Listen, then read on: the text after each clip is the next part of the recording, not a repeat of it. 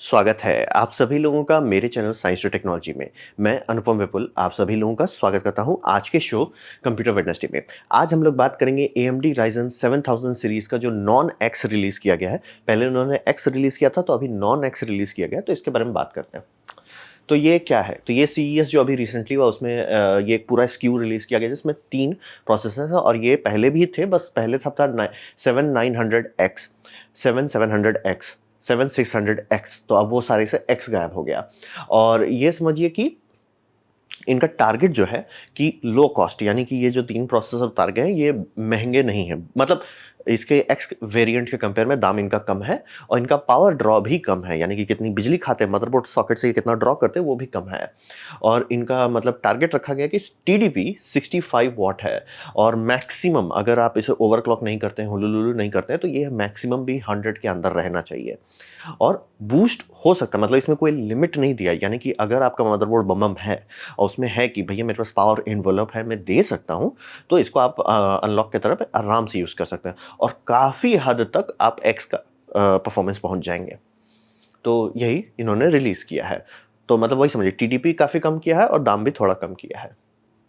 तो दाम के बारे में ये समझना पड़ेगा कि AMD और इंटेल का जो बैक एंड फोर्थ हो रहा है, ये कंज्यूमर्स के लिए बहुत अच्छा है, क्योंकि पिछले कुछ साल से हो गया था, आप गरीब हो तो AMD लो और अमीर हो तो इंटेल लो, और इंटेल अपने हिसाब से दाम कर रहा था। लेकिन AMD का राइजन धीरे धीरे धीरे धीरे, मतलब पहले हुआ कि ठीक है, फिर हुआ कि नहीं, मल्टी थ्रेडेड ऑपरेशंस में एक्चुअली अच्छा है, फिर हो गया कि नहीं नहीं, आपको अगर प्रोडक्टिविटी करना है तो आप AMD लो, आपको गेमिंग करना है तो इंटेल लो। फिर देखते देखते वो भी खत्म हो गया। 5000 सीरीज पहली बार था जब शुद्ध AMD जीता था, शुद्ध मतलब कि AMD मतलब जीत गया, काम खत्म, दी एंड। और 7000 जब रिलीज किया गया तो उसमें उतना क्लीन कट नहीं था, और ये हमेशा चाहते हैं कि एक थोड़ा आगे रहे थोड़ा पीछे रहे, थोड़ा आगे पीछे बैक एंड फोर्थ रहे, दाम इससे कम रहता है। और मतलब इसीलिए देख लीजिए एनवीडिया का ग्राफिक्स कार्ड का दाम क्यों भाग रहा है, कंपटीशन नहीं है, यहाँ पे कंपटीशन है, दाम सब लोग कम कर रहे हैं। तो ये बात था कि AMD ने बहुत अच्छा परफॉर्मेंस लिया AM4 सॉकेट से, लेकिन हो गया कि अब वो सॉकेट को रिटायर करना था, वो आज नहीं तो कल करना ही था, तो उन्होंने डिसाइड किया कि करते हैं रिटायर, तो AM5 प्लेटफॉर्म रिलीज किया गया। अब बात था कि AM5 में ये लोग एक गैम्बल लिए हैं, ऑलमोस्ट समझिए पे ऑफ कर रहा है वो गैम्बल, है कि भैया आउट बहुत सारी चीज़ को हटा दो, यानी कि DDR4 को हटाओ, PCI 4.0 को हटा दो। ऐसा क्यों? बात होता है कि कई बार अगर आप प्रोसेसर और लॉन्च करते हैं मार्केट में, जो इंटेल किया था 12th जेन के साथ, कि उसे आप दो अगर सॉकेट में रिलीज़ करते हो कि एक सॉकेट में वो DDR4 लेता है, दूसरे सॉकेट में DDR5 लेता है, तो सब लोग DDR4 ही खरीदेंगे, और घूम फिर के इसी कारण से DDR5 का दाम स्पीड से नहीं घट पाया, और उसके बाद स्कैल्पिंग आ गया, कोरोना आ गया, तो तबाही मच गया। तो AMD दोबारा वो गलती से बचने के लिए शांति से मतलब पेनफुल डिसीजन लिया कि DDR5 पे ही रहेंगे और PCI 5.0 पे लेंगे। तो इससे कंज्यूमर को थोड़ा दर्द होता है, खासतौर पे जब स्कैल्पिंग पूरी चल रही थी, क्योंकि रैम स्टिक का दाम पागल जैसा था। तो अभी भी दाम उतना घटा नहीं, क्योंकि 12th जेन में अगर इंटेल मतलब कर देता कि नहीं हम अब सीधे DDR5 में ही यूज़ करेंगे, तो बात अलग होता। लेकिन वैसा हुआ नहीं, उन्होंने DDR5 किया, शुरू में सेल्स नहीं अच्छे हुए, तो धड़धड़ा के DDR4 रिलीज़ कर दिया, मतलब DDR4 कंपैटिबल रिलीज़ कर दिया। यहाँ पे उन्होंने नहीं किया, यहाँ AM4 के बाद जब उतर रहे हैं AM5 में, सीधा सीधा नहीं, DDR5 में ही हम लोग को जाना, हुलुलु नहीं करना है।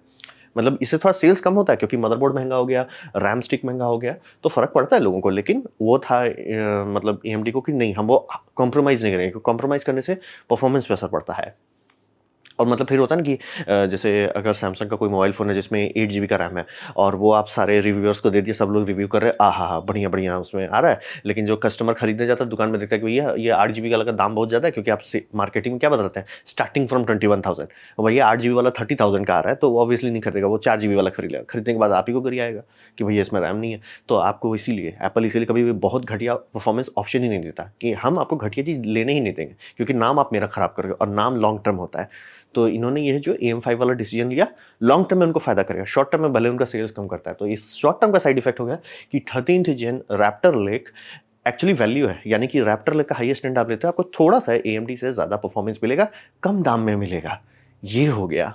तो इसीलिए बोल रहा था कंपटीशन बहुत अच्छा है, कि ये जेन्युइनली जिनको है कि best of the best performance चाहिए, वो 13th जेन का हाईएस्ट एंड इंटेल अगर लेते हैं, तो कम दाम में AMD के लेवल का परफॉर्मेंस पहुंच जाता है। तो यहाँ पे मतलब नॉन एक्स सीरीज जो रिलीज़ किया गया है, ये इनको थोड़ा सा ऑप्शन देता है, पहला कि भैया दाम थोड़ा कम करो, ठीक है, ताकि compete कर सकें, चलो वो हो गया।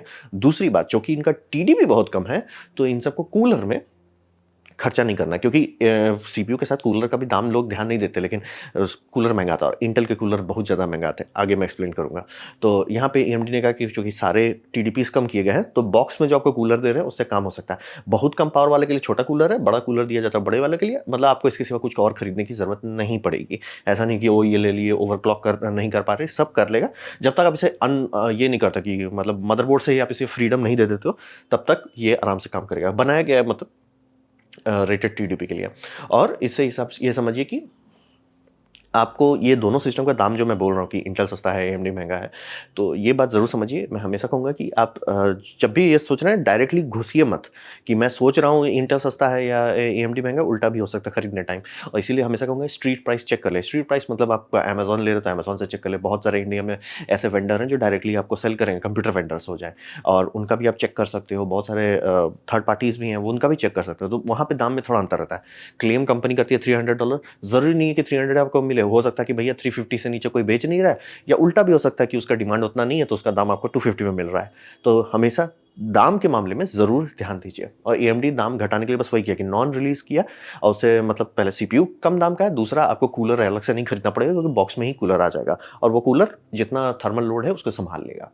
तो इसे करके मतलब थोड़ा कॉस्ट कम्पिटिटिव किए, परफॉर्मेंस थोड़ा सा कम है। लेकिन यहाँ पे अब मेन बात आता है, दो चीज़ को बीच में आपको समझना पड़ेगा, इफ़िशियंसी और वैल्यू। यहाँ पे ये समझिए कि इंटेल जो है 13 सीजन जो रिलीज़ किया है उसका टोटल कॉस्ट कम है, ये बात एकदम सही है। क्योंकि आप DDR4 में ले सकते हो, बहुत लोग तो पुराने मदरबोर्ड में, क्योंकि 12 जनरेशन और 13 जनरेशन का मदरबोर्ड सेम है। इंटेल हमेशा 2 जनरेशन के लिए मदरबोर्ड यूज़ करता है। एएमडी है कि भैया वो 4-5 साल तक एक ही मदरबोर्ड यूज़ करता है। इंटेल का भैया 2 फेंको, 2 फेंको, 2 फेंको। तो ऐसा करने से मतलब उनको हेडेक नहीं रहता है कि मतलब बैकवर्ड कंपैटिबिलिटी और सपोर्ट का, लेकिन बार-बार आपको नया मदरबोर्ड रहता है। मदरबोर्ड का कोई फ्यूचर नहीं था, मतलब लिए खत्म ही समझिए। क्योंकि कौन आज खरीद रहे हैं, अगले साल फिर से कौन उसको ये करेगा, अपडेट करेगा। एएमडी जेन्युइनली AM3 सॉकेट को बहुत टाइम तक सपोर्ट किया, AM4 को भी बहुत टाइम तक सपोर्ट किया, और 5 को भी कह रहा है कि एटलीस्ट 3 से 4 सीपीयू साइकिल तो हम करने, 3 तो करने का कोशिश ही करेंगे। तो ये हो सकता है कि आप स्टार्टिंग में अभी ले लेते हैं, और एक सीपीयू का मतलब AMD 8000 को छोड़ के AMD 9000 जब आएगा तो वो भी आप शायद इसी सॉकेट में लगा सकेंगे। तो ये समझना बहुत ज़रूरी होता है कि इंटेल जो आपको दे रहा है कि दाम कम है, लेकिन वो कीमत के साथ आ रहा है कि आपका मदरबोर्ड का कोई मतलब नहीं है। वो सीधे मतलब जो आप पूरा इको, खासतौर पर अगर आप DDR4 ले लिए, आज DDR4 सस्ता है, लेकिन धीरे धीरे वो महंगा हो ही जाएगा। तो वही समझिए कि जो कम दाम में थोड़ा सा बेटर परफॉर्मेंस दे रहा है, काफ़ी लोगों को सही लग रहा है, लेकिन आप पैसा अभी भी दे रहे हो। पैसा बस आप दे रहे हो पावर ड्रॉ में, यानी कि आपका बिजली का बिल ज़्यादा आने लगेगा। तो यहीं पे समझिए। और यहाँ पे मैं आप लोगों को समझने की कोशिश करना चाहूँगा कि आप लोगों की ज़रूरत कैसा है। क्योंकि होता है ना, ये बहुत अच्छी बात है, कंपटीशन हो रहा है और क्योंकि नहीं इंटेल सबसे बेस्ट है, वैसा नहीं है। इंटेल एक चीज़ बहुत अच्छा दे रहा है, बहुत अच्छा परफॉर्मेंस दे रहा है, लेकिन वो एक कीमत के साथ दे रहा है। वो कीमत आपका बिजली बिल में आएगा, तुरंत आपको नहीं समझ में आएगा, लेकिन आराम से हो सकता है कि अगर आप ध्यान से ना कर रहे हो, बहुत भारी पड़ सकता है। तो सबसे पहला होता है कि आपका यूज़ क्या है। अगर आप लो सिस्टम यूजर्स वाले आदमी हैं, यानी कि वीकेंड्स पे आप गेम खेलते हो, दम के घर में आते हो थक हार के ऑफिस से, तो मतलब थोड़ा मोड़ा गेम खेलते हो 1-2 घंटा और उसका छोड़ देते हो, तो उस केसेस में आपको मैक्सिमम परफॉर्मेंस चाहिए कि मैं कुछ देर रह रहा हूँ कंप्यूटर में, मुझे अति बम बम परफॉर्मेंस चाहिए, तो इंटेल आपको अभी के टाइम में बहुत अच्छा सूट करेगा। अब फिर वही मान लीजिए आप अलग टाइप के हैं कि हाई सिस्टम यूजर, यानी वर्क फ्रॉम होम टाइप आप इंडिविजुअल हैं, और वहाँ पे आपको चाहिए क्योंकि आपका कंप्यूटर एक्चुअली चल रहा है कई घंटे। जैसे मैं वर्क फ्रॉम होम हूँ, तो और मैं हर दिन वीडियो रेंडर करता हूँ। मेरे लिए ऐसा नहीं कि ओ वीडियो कभी कभी रेंडर करते हैं, ना ना ना, हर दिन मैं रेंडर करता हूँ, हर दिन मैं 2 वीडियो रेंडर करता हूँ, किसी किसी दिन उससे ज़्यादा भी करता हूँ। तो यहाँ पे समझिए मुझे मैक्स इफिशिएंसी चाहिए क्योंकि मेरा कंप्यूटर का ऑन टाइम बहुत ज़्यादा रहेगा। तो दोनों के बीच में बहुत बड़ा अंतर है। आपको मैक्स परफॉर्मेंस तब खरीदना चाहिए जब आके भैया मैं बीच बीच में ही कंप्यूटर इस्तेमाल करता हूँ, और मतलब ऐसा नहीं कि मैं यूज कर रहा हूँ कंप्यूटर दिन रात सुबह शाम। मेन कंप्यूटर में यूज़ कर रहा हूँ ऑफिस का, तो आपको वो मैक्स परफॉर्मेंस के पीछे भागना चाहिए। आप कहें नहीं मैं इस पर काम करता हूँ, बिजली बिल देता हूँ, फ्रीलांसर हूँ, यूट्यूबर हूँ, कुछ भी हो, तब आपको मैक्स इफिशिएंसी के पीछे भागना होगा। तो ये समझना जरूरी है कि आपको क्या सूट करेगा। तो इफिशिएंसी और वैल्यू दोनों सेम चीज़ नहीं है, ध्यान देना होता है। वैल्यू से आप परफॉर्मेंस, ये ऐसी बात होगी ना कि कभी कभी आप गाड़ी चलाते हैं, हाई सीसी वाला आप गाड़ी खरीद लो, कोई दिक्कत नहीं, कभी कभी चलाते हैं माइलेज से उतना तक, लेकिन आप लॉन्ग ड्राइव करते हैं तो वो आपको रुला देगा। तो वही वाली बात होती है। अब बात करते हैं लार्ज स्केल पे। AMD ने एक्चुअली रिलीज़ किया है, किस लिए किया था, ये हम लोगों के लिए नहीं है। और दाम में अगर सब लोग देखेंगे भी तो अरे उतना अंतर नहीं आ रहा, और मार्केट प्राइस वो सब मिला के उतना अंतर नहीं आ रहा। तो बात है कि AMD रिलीज़ क्यों किया। बात है ऐसा पहले भी वो AMD कर रहा था, लेकिन OEMs के लिए कर रहा था, यानी कि ओरिजिनल इक्विपमेंट मैन्युफैक्चरर्स के लिए कर रहा था, चाहे वो लिनोवो हो, डेल हो, आसूस हो, ये सब के लिए रिलीज़ कर रहा था। तो बात है ये CPU कोर फोकस जो है बल्क बाय के लिए, यानी जो लोग 10 खरीदते हैं, 100 खरीदते हैं, 1000 खरीदते हैं, 5000 खरीदते हैं, उस तरह के लिए है। जैसे कि आपका हो जाए ऑफिस हो जाए, कॉर्पोरेट डिज़ाइन स्टूडियोज़ हो जाए, वो सब के लिए। तो मतलब वहाँ पे क्या फ़र्क पड़ेगा? जैसे आप जहाँ पे भी इस तरह के खूब सारे कंप्यूटर्स दिख रहे हैं, तो वहाँ पे आपको देखना होगा कि अगर आपका टीडीपी कम है, तो टीडीपी से मतलब होता है मतलब इलेक्ट्रिकल एनर्जी ही है ना, तो वो आपका कितना पावर ड्रॉ हो रहा है बिल्डिंग में, वो कम हो जाता है। पहले तो आपका वहीं पैसा बचता है। दूसरी बात, आप ये सब जितने भी जगह पे सीरियसली कंप्यूटर रहते हैं, वो सब जगह पे ऑनलाइन यूपीएस होता है, यानी कि डबल कन्वर्शन यूपीएस इस्तेमाल किया जाता है। वो कोई सस्ता चीज़ नहीं है, वो महँगा चीज़ है। तो उस पे ज़बरदस्ती का लोड ना डालना आपके लिए फ़ायदेमंद साबित होगा। या अगर आप लोड ज़्यादा बढ़ा देते हैं तो आपको दूसरा खरीदना पड़ सकता है। तो इसी सब का कारण से कई बार होता है कि भैया सिस्टम का लिमिट रहता है कि हर सिस्टम मेरा इतना नहीं खा सकता, बहुत ज़्यादा पावर नहीं खा सकता। आप घर में आराम से ऐसा कर सकते हो कि मैं एक कंप्यूटर लूँ जो 700 वाट खा रहा है या 1 किलोवाट खा रहा है। ऑफिस वाले एनवायरनमेंट में एक कंप्यूटर को 200 वाट तक का हो सकता है लिमिट, कि भैया 200 से ऊपर तुम्हें जाना ही नहीं है। क्यों? क्योंकि इतने सारे पीस हैं कि सारा यूपीएस बोलेगा सर एक काम करते हैं हम उड़ जाते हैं। तो ये समझना बहुत ज़रूरी है। तो उनके लिए लो टीडीपी मतलब चुपचाप से पैसा लो, हमको ये दे दो, ठीक है? दूसरी बात, जब लो टीडीपी चल रहा है तो हीट भी कम पड़े, मतलब बिजली कम खा रहा है तो मैजिकली गर्मी नहीं बनाएगा ना, तो गर्मी भी कम पैदा कर रहा है। अब उसका फ़ायदा होता है कि आपका एयर कंडीशनिंग का लोड कम हो जाता है। तो आप समझ रहे हैं, 2 तरीके से आप पैसा बचा रहे हो। और बड़े ऑफिस में ये बहुत सीरियस बात है। सब किसी को आप गेमिंग कंप्यूटर दे दो, सब एकदम करके एकदम ओवरक्लॉक करके 350 वाट 500 वाट्स खाने लग जाएंगे कंप्यूटर में। तो हो गया आपका एयर कंडीशन। बोले एक काम करो सर, आप डबल बिजली बिल दो। और फिर पहले तो एसी का डबल बिजली बिल आएगा, दूसरी बात आप जो इतना पावर ड्रॉ कर रहे हो उसका भी डबल बिजली आएगा। तो 4 गुना का नुकसान आपको हो सकता है। तो इसीलिए ओईएम्स जब भी लोग कुछ बनाते हैं तो वो कभी भी अनलॉक्ड, ओवरक्लॉक ये सब के पीछे नहीं भागते। कारण वही है, क्योंकि आप ये समझिए कि एफिशिएंसी का जो कर्व है ना वो लीनियर नहीं होता है। मतलब कि अगर आपको एक्स परफॉर्मेंस मिल रहा है वाई अमाउंट की बिजली में, 2x वाई 2 पे नहीं मिलेगा। 2x जाने के लिए आपको y इंटू 4 करना पड़ जाता है। और वैसे ही परफॉर्मेंस बढ़ाएंगे, बिजली पागल जैसा भागने लग जाएगा। इसीलिए एक ऑप्टिमम खो जाता है। इसीलिए आप सर्वर्स के हमेशा क्लॉक स्पीड देखेंगे हमेशा कम रहता है। क्यों? क्योंकि वो ऑप्टिमम लाइन खोजते हैं। वो ये नहीं खोजते कि best of the best performance, क्योंकि वो सब 24 घंटा चलेगा और 100% यूटिलाइजेशन पे चलेगा।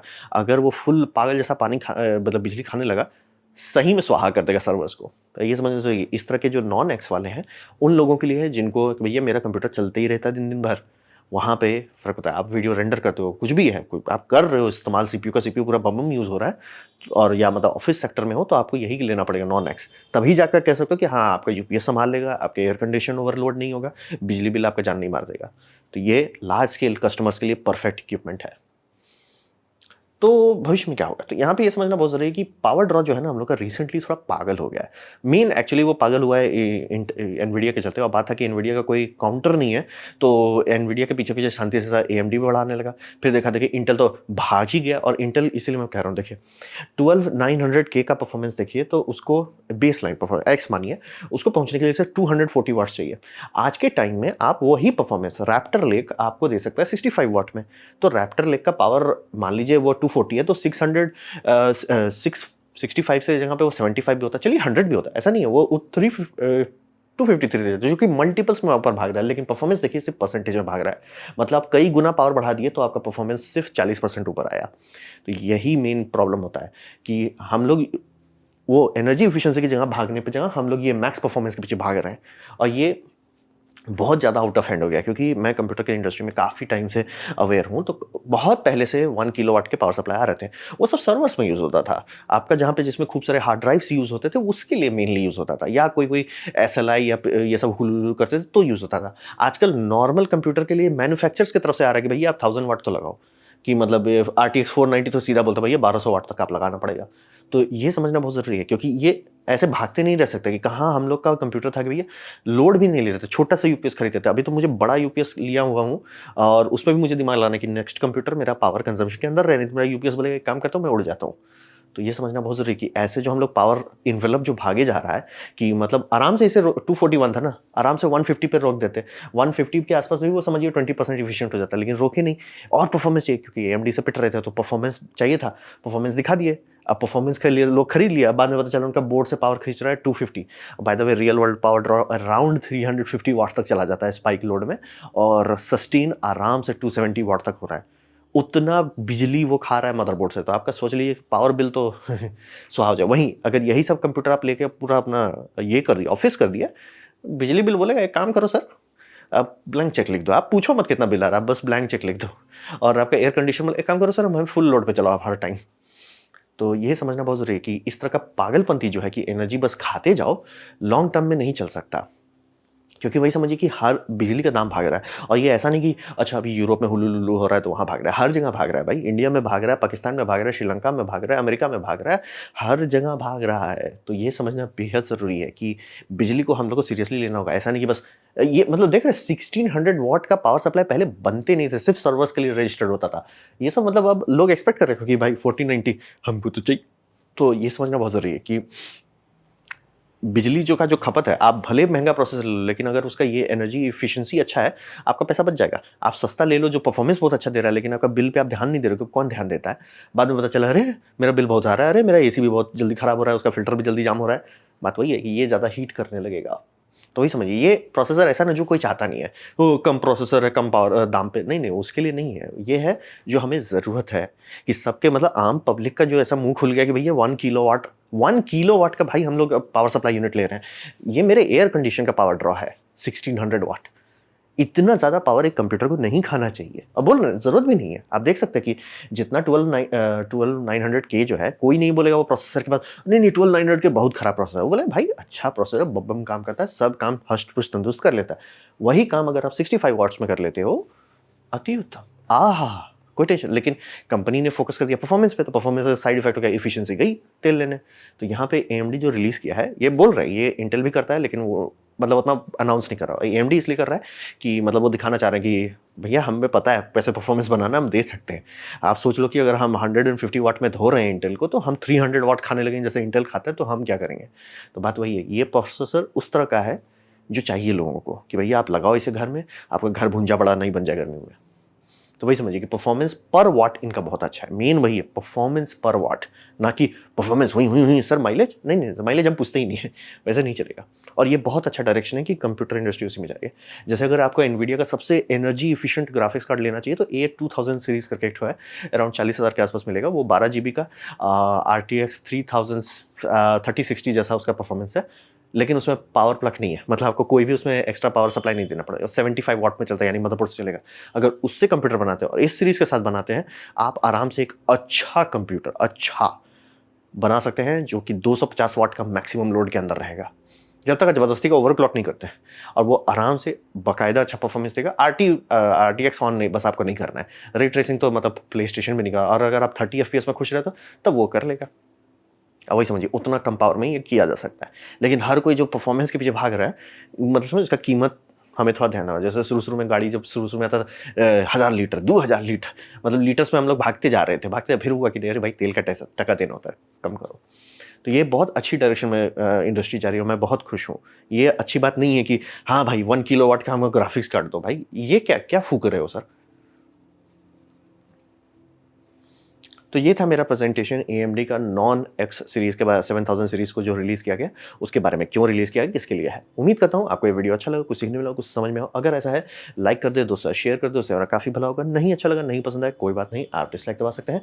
मैं कहूँगा डिसलाइक 2 बार दबाएँ, उससे मुझे पता चलेगा कितना ना पसंद हुआ है। मैं आपसे कहूँगा कमेंट लिखें, मैं हर कमेंट को पढ़ने की कोशिश करता हूँ। आपसे कहूँगा सब्सक्राइब कीजिए, बेल दबाइए अगर आप फ्री हैं तो। आपने मेरा वीडियो देखा, चैनल को मुझे बहुत खुशी हुई। धन्यवाद।